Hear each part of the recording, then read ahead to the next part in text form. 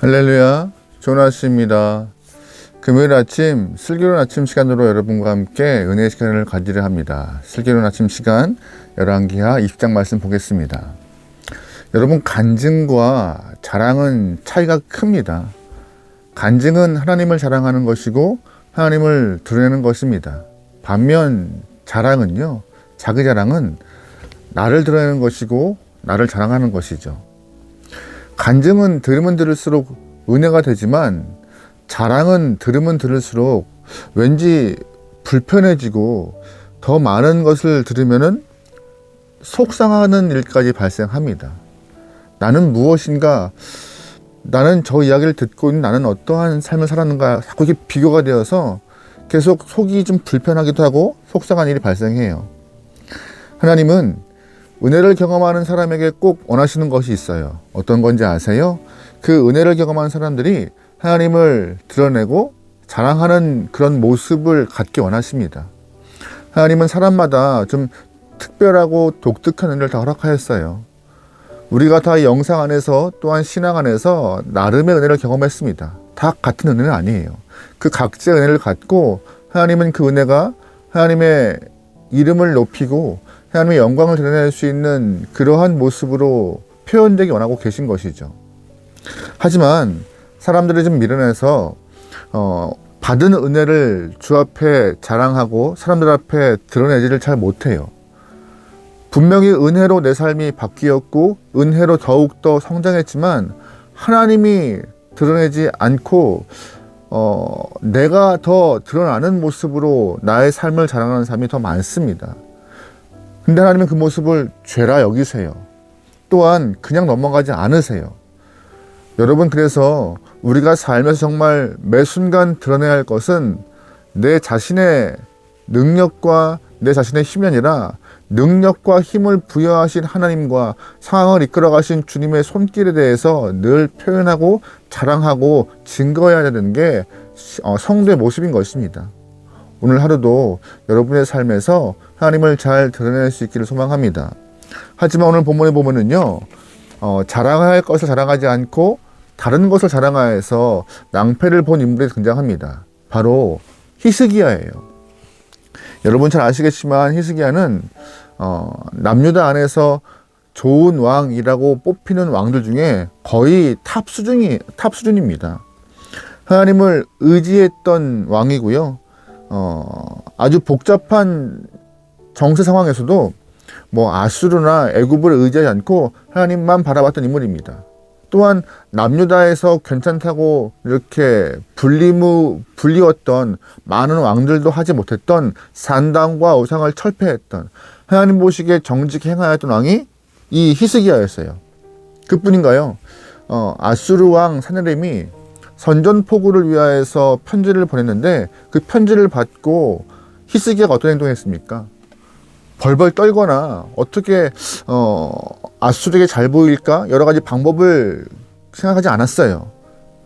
편지를 들고 성전에 가서 성전을 펴놓고 하나님 좀 보시라고, 하나님 좀 들으시라고, 하나님을 믿지 않은 저 이방인들이 하나님 나라를 우습게 여기고 하나님을 얕잡아 본다고, 하나님이 좀 해결해서 될 것 같다고 이렇게 당당히 주님께 인격적으로 대면한 사람이 히스기야였어요.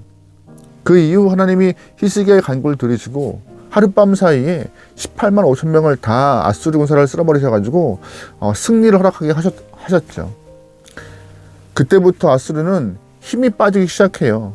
그 큰 강대국이 그 남유다 작은 나라에게 지는 과정 가운데 점점점 힘이 빠져 아수르가 역사의 뒤안길로 끝나버리는 그러한 모습이 발생하죠.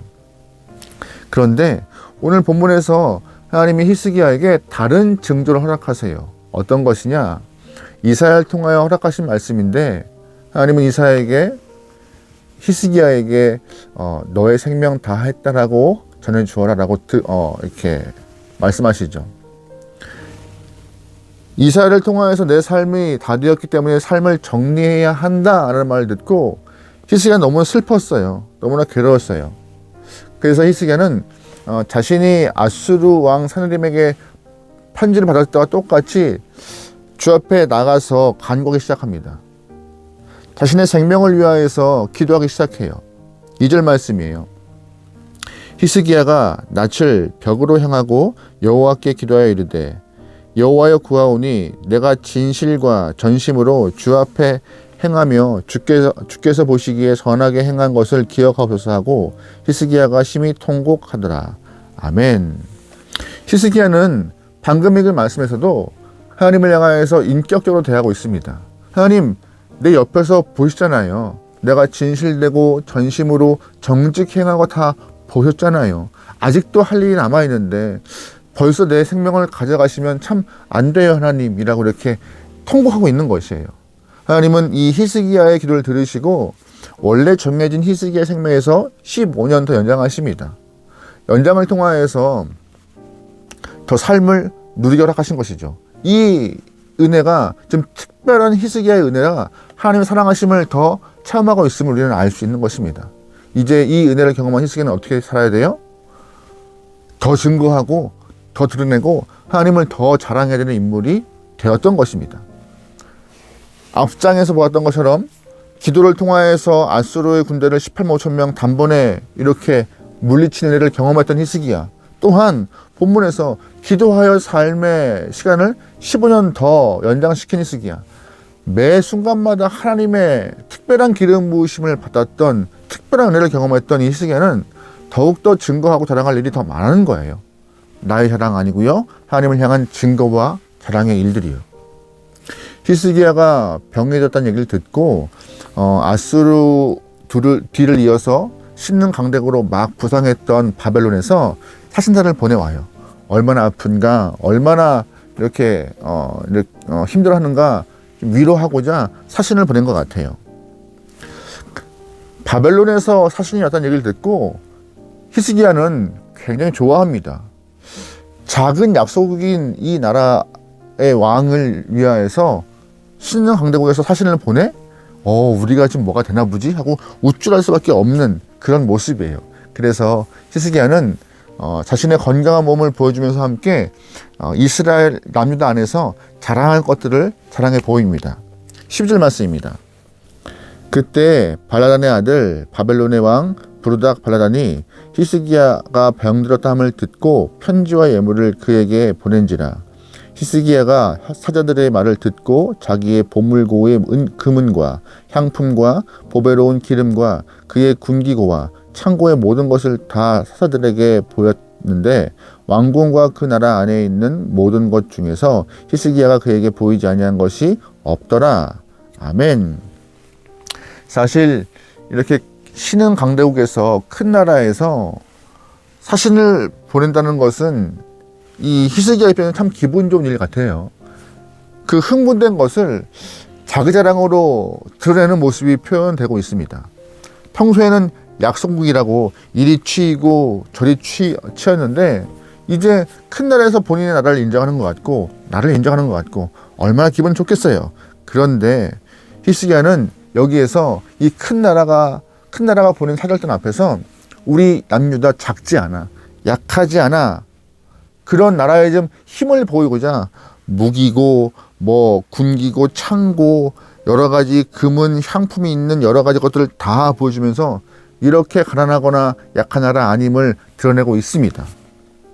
이것이 자랑거리였는데 하나님은 히스기야의 이 모습을 죄라 하시는 거예요. 왜요? 지금까지 이 히스기야의 남유다를 이끌어온 것은 히스기야 본인이 아니라 하나님이셨거든요. 하나님이 쏙 빠진 상태에서 히스기야는 오롯이 누구만 자랑해요? 무기고와 금은과 향품과 보배로운 기름과 창고와 왕궁 안에서 모든 것들을 다 보였습니다. 정작 히스기야가 그 불신자 바벨론의 사절단들에게 보여야 할 것은 뭐예요? 두 가지인 것 같아요. 첫 번째, 성전이요. 내가 아수르 사느님이 편지를 보냈을 때 너무나 화가 나고 무서웠지만 이 상황을 어떻게 해결하지 못하여서 성전에 올라가 편지를 펴놓고 기도했다. 기도하니 하나님이 이 성전 안에서 나에게 응답하셨다라고 그 성전을 자랑해야 하고 성전에 임했던 하나님의 음성을 자랑해야 되고 군사를 통하여 이긴 것이 아니라 하나님이 단번에 하룻밤 사이에 18만 5천 명의 군대를 이기게 하신 그 능력을 자랑해야 되는데 그걸 쏙 빼놓은 거예요. 또한 히스기야가 자랑해야 될 것이 뭐예요? 바로 본인이 생명이 끝났던 그 순간 자신이 벽을 향하여서 낯을 대고 기도했던 그곳, 낯을 들어 벽을 향하여 기도했던 그곳에 내가 기도해서 15년 더 연장된 삶을 살게 되었다. 하나님 허락한 그 은혜가 이곳에 임하였다라고 그 벽을 좀 자랑했으면 어땠을까? 그 장소를 자랑했으면 어땠을까? 내 삶을 15년 더 연장시킨 하나님의 손길을 자랑했으면 어땠을까 하는 아쉬움이 큰 모습입니다. 하나님은 그래서 히스기야가 자꾸 하나님이 아닌 다른 것들을 향하여서 자랑하자 하나님은 이사야를 통하여서 남유다와 히스기야를 심판하겠다라고 말씀을 선포하십니다. 17절 말씀이에요. 여호와의 말씀이 날이 이르리니 왕궁의 모든 것과 왕의 조상들이 오늘까지 쌓아두었던 것이 바벨론으로 옮긴 바 되고 하나도 남지 아니할 것이요 또 왕의 몸에서 날 아들 중에서 사로잡혀 바벨론 왕궁의 환관이 되리라 하셨나이다 하니 아멘. 자랑할 것을 자랑하지 못했던 히스기야의 마지막이 참 안타깝습니다.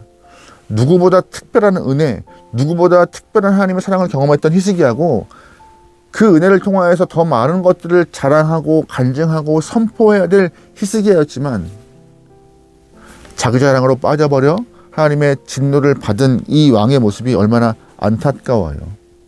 진짜 불신자 바벨론에게 정말로 하나님의 크심을 증거할 수 있는 좋은 기회였는데 그걸 발로 차버렸습니다.